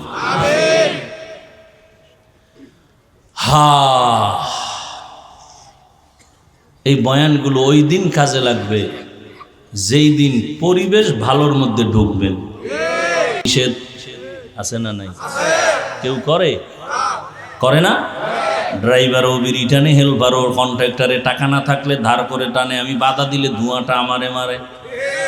আর আমার বাবার টাকায় পায়খানা খাই, তোমার কি?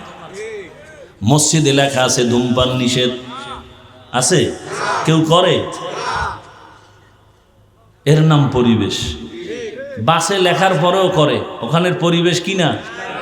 এটাকে বাংলায় বলে সৎসঙ্গে অসৎসঙ্গে সোহবতে সালেহ তোরা সালেহ কুনাত, সোহবতে তালে তোরা তালে কুনাত জামানা, সোহবতে বাউলিয়া বেহতেরাজ সদ সালাত বেরিয়া। এবার মোনাজাত দিয়ে দিলে তো হয়। কেন এতক্ষণ কি ফাও আলাপ করছি? হ্যাঁ, তা আর একটু বসবেন। আল্লাহ সবাইকে কবুল করেন। সৎসঙ্গে অসৎসঙ্গে ভালো করে মনে রাখবেন। আল্লাহ তাআলা বলেন, ও মুমিন আমাকে ভয় কর। বারবার আল্লাহ বলেন আমাকে ভয় করো, ভয় করো, ভয় করো। কোরআনের শুরুতেও বলেন হুদাল্লিল মুত্তাকিন, কোরআনের শেষেও বলেন ওয়াত্তাকু ইয়াওমান তুরজাউনা ফীহি ইলাল্লাহ। এমনকি আপনার আমার রসুল যার কোনো গুনাহ নাই, কেমন রহমতের নবী আমার, যেই নবীর কোনো গুনাহ নাই, এরে আল্লাহর গোলাম,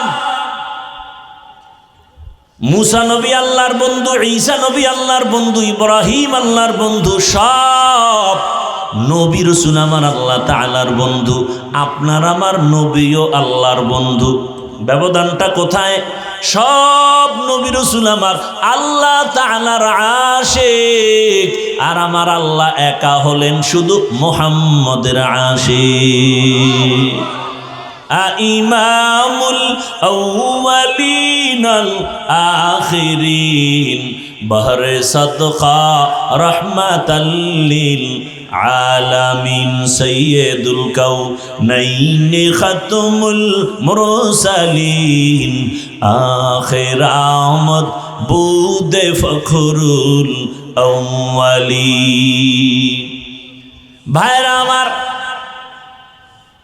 আল্লাহ বলেন আমাকে ভয় করো। যে নবীর কোনো গুনাহ নাই সেই নবীকেও আমার আল্লাহ বলেন, নবী আপনি আমাকে ভয় করেন। ইয়া আইয়ুহান নাবিয়্যুত্তাকিল্লাহ ওয়ালা তুতিইল কাফিরিনা ওয়াল মুনাফিকিন।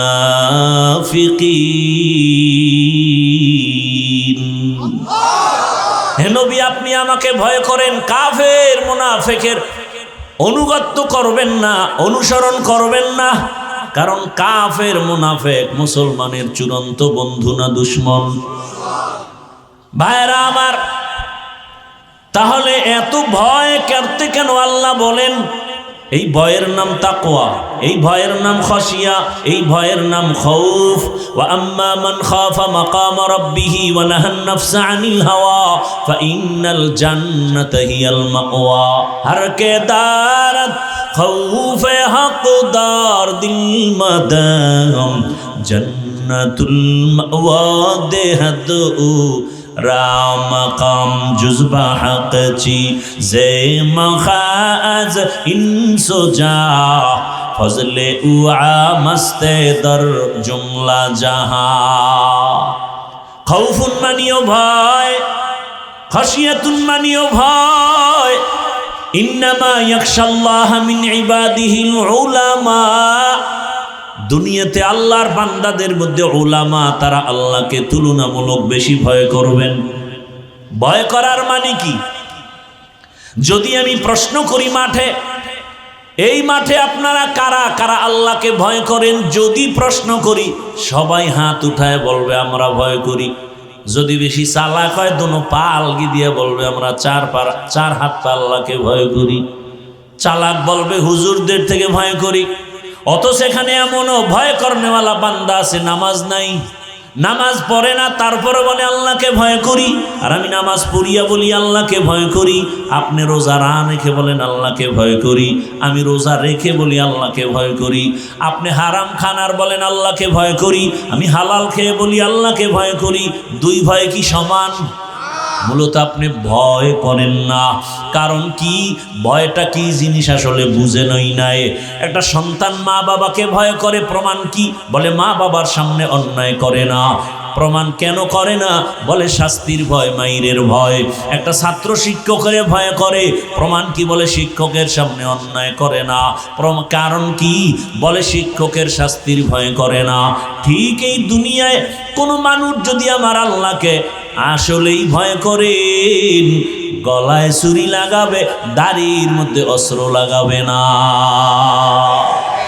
তো কুজাও সুন্নতে আহমদ কুজা বা মোহাম্মদ কাইবুয়াদ নিসবতরা মান আহাব্বা সুন্নতি কওলে রসুল মজদায়ে কানা মাই হাম কুন কবুল। এই তাকওয়ার এত দাম কেন, এত গুরুত্ব কেন? তাকওয়া হলেই তুই বিনা হিসাবে জান্নাতি। শুধু জান্নাতি না, দুনিয়ায় বাদশাহ, পরকালেও বাদশাহ। ইন্না আকরামাকুম ইনদাল্লাহি আতকাকুম। আমার কাছে সব থেকে দামি ওই ব্যক্তি যে তাকওয়া নিয়ে চলবে, আল্লাহর ভয়। তাহলে আল্লাহর ভয়ের মূল কথা কি? এই উঠা বসা করেন কেন ভাই? হেদায়েত হয়ে গেছে আপনাদের? কি আজীব ব্যাপার। কষ্ট হয় আমার, আপনার কি কষ্ট? না বসলে বলেন, দোয়া করে দেই। এই ব্যারাম কেন? যারা পাওয়ারলেস এরা তো আগে ভাগে গেছি। আপনি থেকে গেলেন কেন? আমাকে ডিস্টার্ব করার জন্য? কয় ভাই আপনার দাওয়াত, বলে আলহামদুলিল্লাহ। কয় আপনার বাড়ি, বলে নাউযুবিল্লাহ। আল্লাহ হেদায়েত দান করুন। ভাইরা আমার, তাকওয়াওয়ালাদেরকে আল্লাহ পাক রব্বুল আলামিন দুনিয়াতেও সম্মানিত করেন, আখিরাতেও সম্মানিত করবেন। আর এই তাকওয়া, এই আল্লাহর ভয়টা নিজে নিজে অর্জন করা যাবে না, ঘুমের মধ্যেও পাওয়া যাবে না।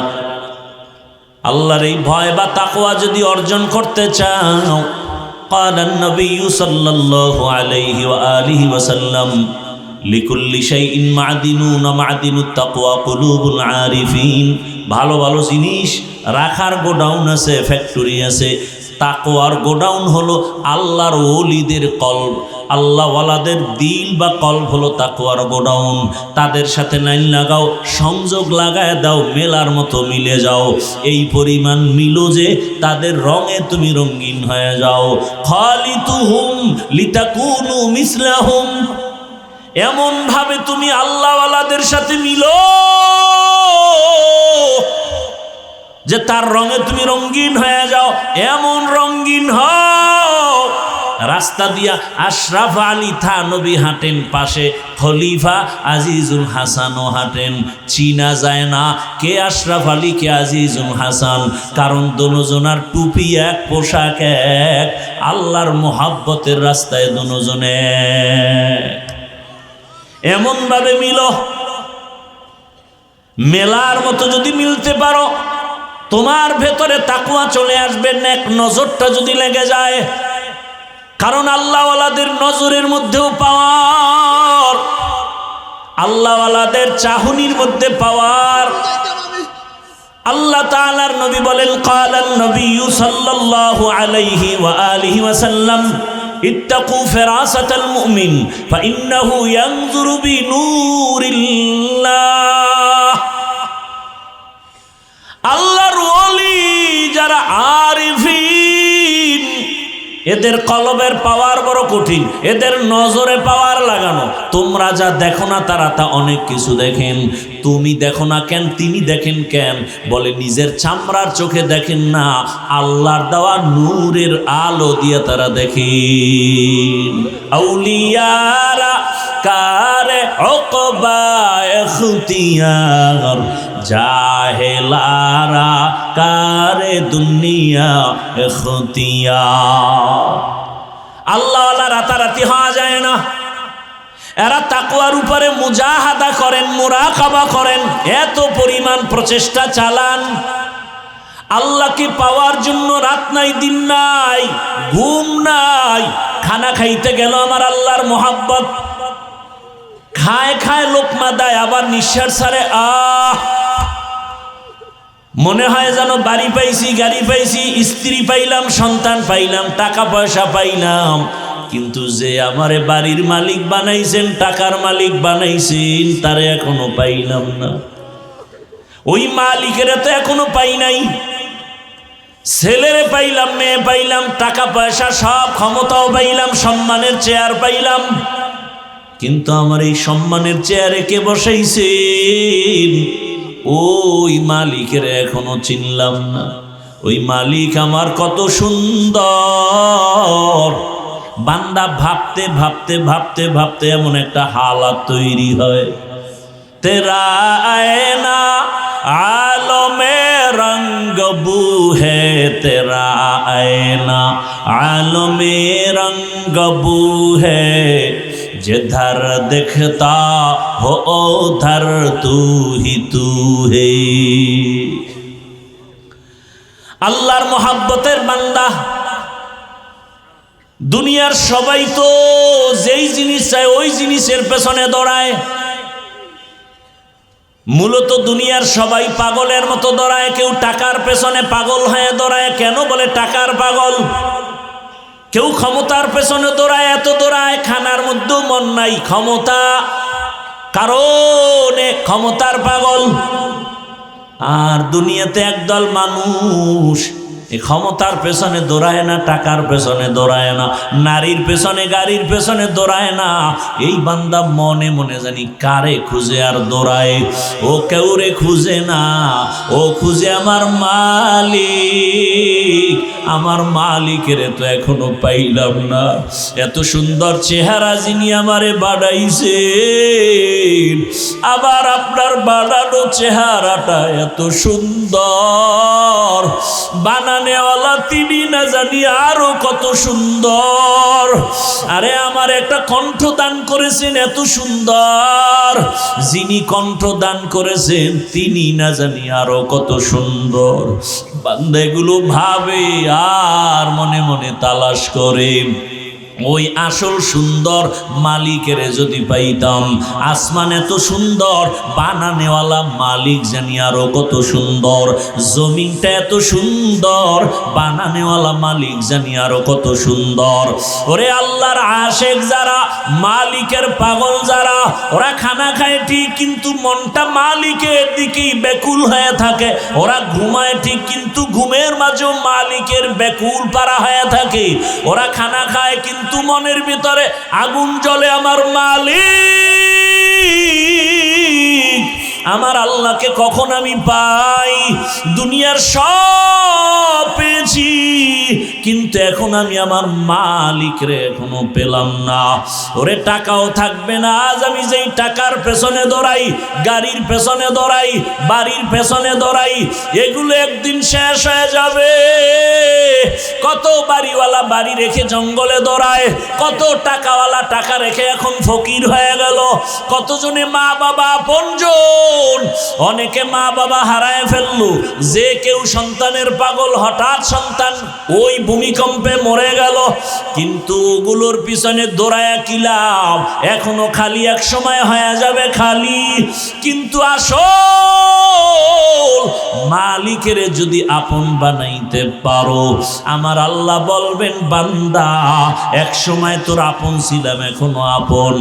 আয় বান্দা, তুই কবরে যখন আসবি, আমি মাওলা তোর কবরকে জান্নাত বানায় দিব।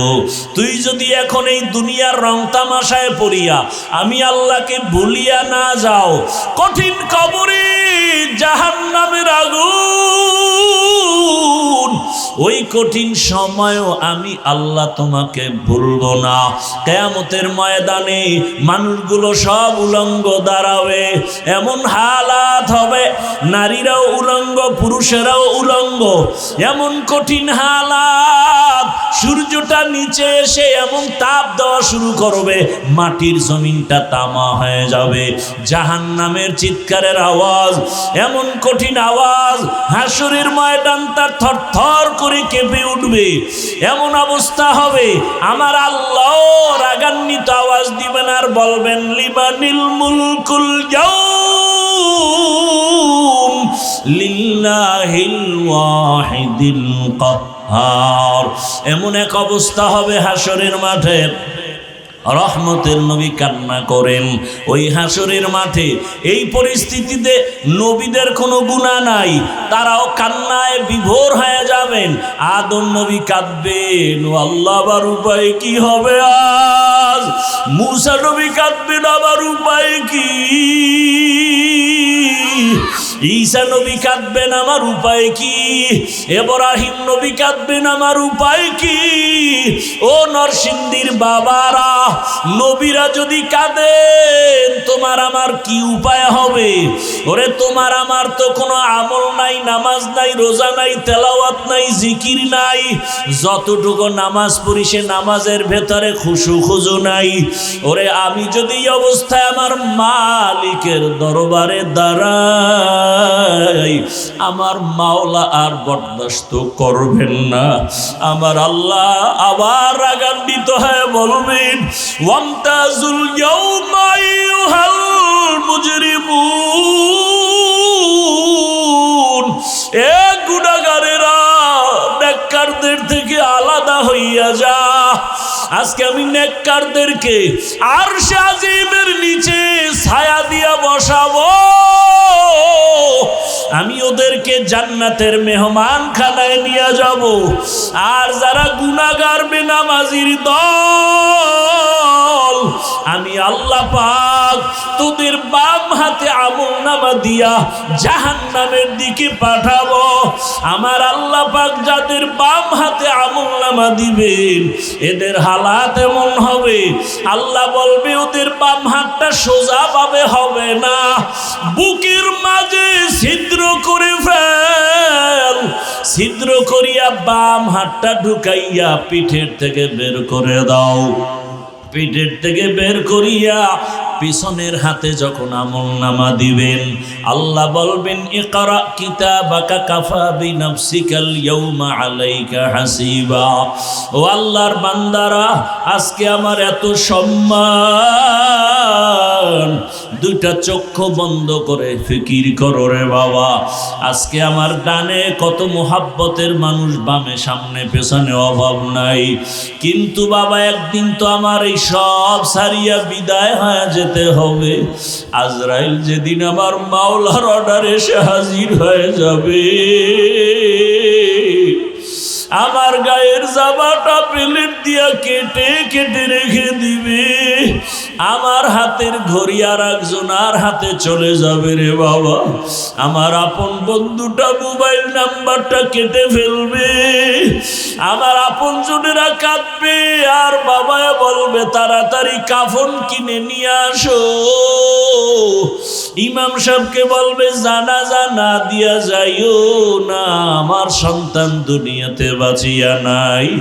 ও আমার কলিজার যুবক বাবারা, দুনিয়াতে তো রং তামাশার পেছনে কম ঘুরলা না, মনের মতো পার্কে দৌড়াইলা, মনের আশা পূরণ করিয়া সারা রাত মোবাইলে গুনাহ করলা। ওরে বাবা, তুমি সারাটা জীবন দাড়ি কাটলা, নামাজ ছাড়লা, একবারও চিন্তা করলা না কোন দিন আজরাইল এসে ধরিয়া বসে। ওরে আজরাইল এসে যদি হাজির হয়, মা কান্না করেও ধরে রাখতে পারবে না, বাবাও ধরে রাখতে পারবে না। রুহুটা যখন নিয়ে যাবে, মাও কাঁদবে আমারে, আর মা বলে ডাক দেওয়ার কেউ নাই, বাবাও কাঁদবে আমাকে, বাবা বলে ডাক দেওয়ার কেউ নাই। ওরে কেউ কাঁদবে আর বলবে বাড়ির পেছনে তাড়াতাড়ি বাঁশবাগানে কবর খনন কর, কেউ বলবে তাড়াতাড়ি গরম পানি কর, মশারি টানা, জীবনের শেষ গোসল দেওয়া হবে। ওরে তোমার আমার লাশটা ঘর থেকে টেনে টেনে নামাইয়া গোসল দিয়া সাদা কাফনের প্যাকেট বানাইয়া যখন জানাজার খাটে উঠাবে, জানাজার ময়দানে নিবে, জানালা দিয়া মা কান্না করবে আর বলবে আমার বাবারে কই নাও, আমার বাবারে কোথায় নাও, একবারের মতো একটু চেহারাটা দেখাও। শেষবারে আমার বাবার চেহারাটা দেখি। ও যুবক বাবা, একবার মা দেখবে আর দেখা হবে নাই, শেষ। এবার জানাজা পড়াইয়া কবরের দিকে রওনা। কই মা, কই বাবা, কই বন্ধু, কই আমার আপনজন, কেউ নাই। ওই কবরে রাখিয়া পাড়াইয়া পাড়াইয়া মাটি দিয়া যখন সবাই বিদায় হবে, দুইজন ফেরেশতা প্রশ্ন করার জন্য কবরে চলে আসবে। আমার বান্দা যখন নামাজ না নিয়া গুনাহগার হইয়া কবরের বিছানায় যাবে, তখন বান্দা একটা জবাবও দিতে পারবে না। নবী বলেন তখন ওই গুনাহগার বেনামাজিরা ওরা শুধু আফসুস করবে আর বলবে হা হা লা আদরি, আফসুস আমি কিছুই জানি না, কিছুই জানি না।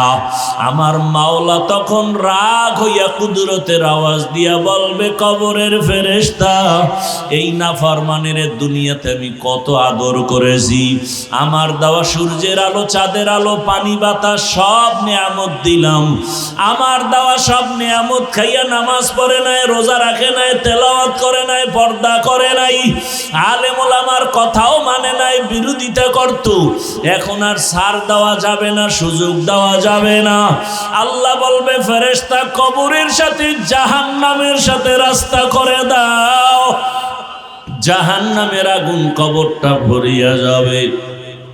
কবরের ভেতরে সাপ।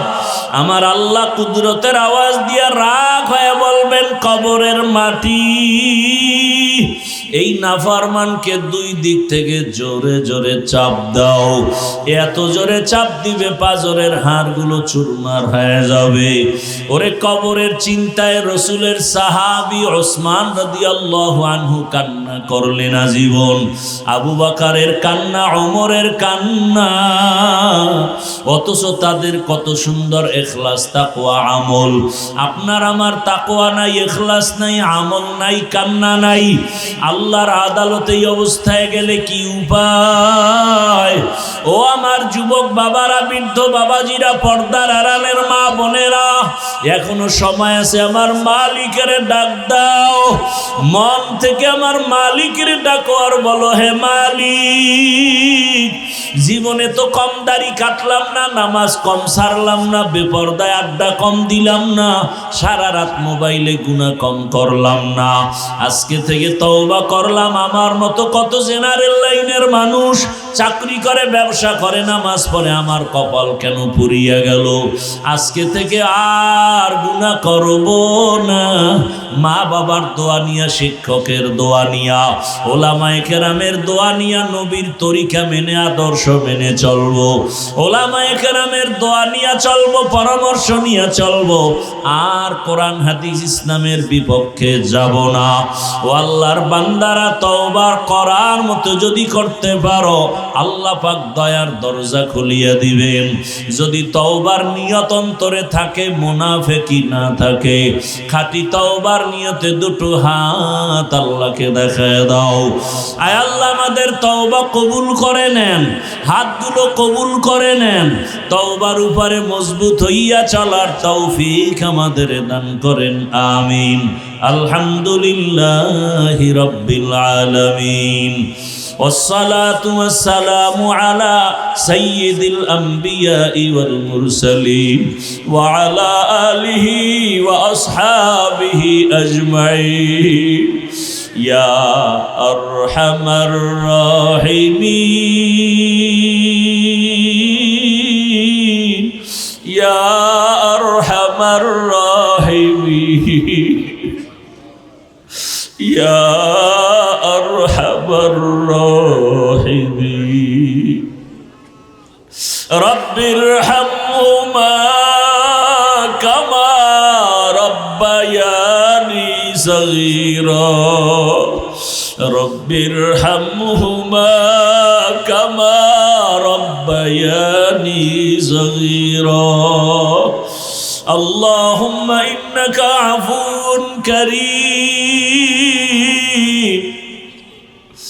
اللهم إنك عفو كريم تحب العفو فاعف عنا اللهم إنا نسألك رضاك والجنة ونعوذ بك من سخطك والنار اللهم إنا نعوذ بك من البرص والجنون والجذام وسيء الأسقام اللهم ارحمني بترك المعاصي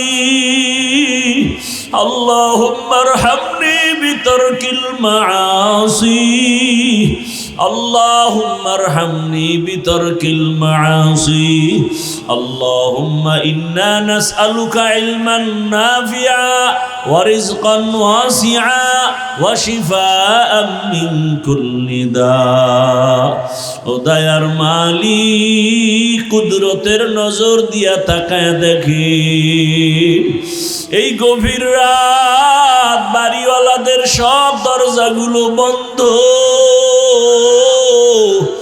মায়ের রুমের দরজা, ভাইয়ের রুমের দরজা সবগুলো বন্ধ হয়ে গেছে। ও আল্লাহ, আপনার রহমতের দরজা খোলা। আমরা এই গভীর রাতে আপনার কুদরতের দরজায় হাজির। আয় আল্লাহ, নফসের ধোকায় গুনাহ করেছি। আমার মা বাবা আপনজনেরা কেউ জানে না আমি কত বড় গুনাহগার। ও আল্লাহ, আপনি তো জানেন আমার মতো গুনাহগার কেউ নাই। এই চেয়ারে বসিয়া কথা বলার কোনো যোগ্যতা নাই। গুনার কারণে আমার হাত না পাক, আমার চোখ না পাক, আমার জিহ্বা না পাক, আমার অন্তর না পাক। ও আল্লাহ, এবার লজ্জিত হইয়া তওবার নিয়তে আসছি আপনার কুদরতের দরওয়াজায়। আর গুনাহ করব না রে আল্লাহ, আর নামাজ ছাড়ব না, বেপরদায় চলবো না, আর দাড়ি কাটবো না, মা বাবার সাথে বেয়াদবি করব না, আর উস্তাদের সাথে বেয়াদবি করব না, ওলামায়ে কেরামের দোয়া পরামর্শ নিয়ে নবীর আদর্শ মেনে চলবো। ও আল্লাহ, আমাদের গুনাহ মাফ করে দেন, তওবা কবুল করে নেন, তওবার উপরে মজবুত হয়ে চলার তৌফিক দান করেন। ও আল্লাহ, এই মাহফিল কবুল করে নেন, আয়োজনকারী, সহযোগিতাকারী, দান সৎকারীদের কবুল করে নেন, মাদ্রাসা কবুল করে নেন, মসজিদ কবুল করে নেন, আসাতেজায়ে কেরাম, তালিবুল ইলমদের কবুল করে নেন, মুহিব্বিন মুতাআল্লিকিনদের কবুল করে নেন। আয় আল্লাহ, সারা দুনিয়াবাসীকে মাফ করে দেন। আয় আল্লাহ, প্রবাসীদেরকে হেফাজত করেন, বাংলাদেশ ইসলামের জন্য কবুল করে নেন, ওলামা মাশায়েখদের এক বানায় দেন, উম্মতের মাঝে মহাব্বত বাড়ায়